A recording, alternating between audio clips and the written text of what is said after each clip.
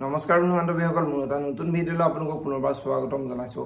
ৰংচালৰ সম্প্ৰচাৰিত হৈ থকা বকুল ধাৰাবাহিকখনৰ আজিৰ খণ্ডটি চাবলৈ বহুত বেছি ইণ্টাৰেষ্টিং হ'বলৈ গৈ আছে। যদিহে আপোনালোকে বকুল ধাৰাবাহিকখন চাই ভাল পায় তেনেহ'লে ভিডিঅ'টোত এটা লাইক কৰি আমাৰ চেনেলটো ছাবস্ক্ৰাইব কৰি ল'ব, এনেকুৱা ধৰণৰ আপডেট মোক পাই থাকিবলৈ। বকুল ধাৰাবাহিকখনৰ যোৱাদিখনত দেখিবলৈ পাইছিলে বিকিয়ে গাৰ্গীলৈ ফোন কৰিছিলে আৰু গাৰ্গীলৈ ফোন কৰি মোক বাকী টকাখিনি কেতিয়া দিব বুলি গাৰ্গীক সুধিছিলে।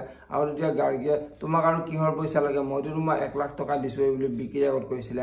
আৰু তেতিয়া বিকিয়ে 1 লাখ টকাত বন্দবস্তি হোৱা নাছিল, গতিকে বাকী টকাখিনি কেতিয়া দিব বুলি গাৰ্গীক প্ৰশ্ন কৰিছিলে। আৰু তেতিয়া গাৰ্গীয়ে আৰু তুমি এটকাও নোপোৱা, তুমিনো কৰিলানো কি বুলি বিকিক প্ৰশ্ন কৰিছিলে। আৰু তেতিয়া বিকিয়ে মই আদি নিচিনা বন্ধু এটা হৰালো তোমাৰ কাৰণে, আৰু এতিয়া তুমি মোৰ লগত বিশ্বাসঘাতকতা কৰিলা বুলি গাৰ্গীৰ আগত কৈছিলে।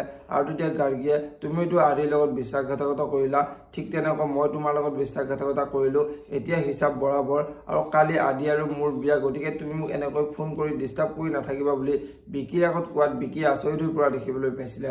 আৰু আজিৰ খণ্ডটিত দেখিবলৈ পাব কিয়ে অদিতি আৰু আদিৰ বিয়াৰ কথাটো গম পাই বিকিয়ে আচৰিত হৈ পৰিব, আৰু বিকিয়ে এইটো কেতিয়াও হ'ব নোৱাৰে, গাৰ্গীয়ে মোৰ লগত বিশ্বাসঘাতকতা কৰিলে যিহেতু, গতিকে মই গাৰ্গীৰ বিয়াখন কেতিয়াও আদিৰ লগত হ'ব দিব নোৱাৰোঁ, আদিৰ লগত মই বিশ্বাসঘাতকতা কৰিছোঁ, গতিকে আকৌ মই সিহঁতৰ সম্পৰ্কটো ভাল কৰিব লাগিব বুলি আদিলৈ ফোন কৰিব। আৰু আদিলৈ ফোন কৰি মই তোৰ লগত বিশ্বাসঘাতকতা কৰি বহুত ভুল কাম কৰিলোঁ, এতিয়া আকৌ মই তহঁতৰ সম্পৰ্কটো ভাল কৰিম, গতিকে তই মোৰ লগত যাব লাগিব, মই অদিতিৰ ওচৰলৈ গৈ সকলোবোৰ সঁচা কথা কৈ দিম বুলি আদিক লগ ধৰিব।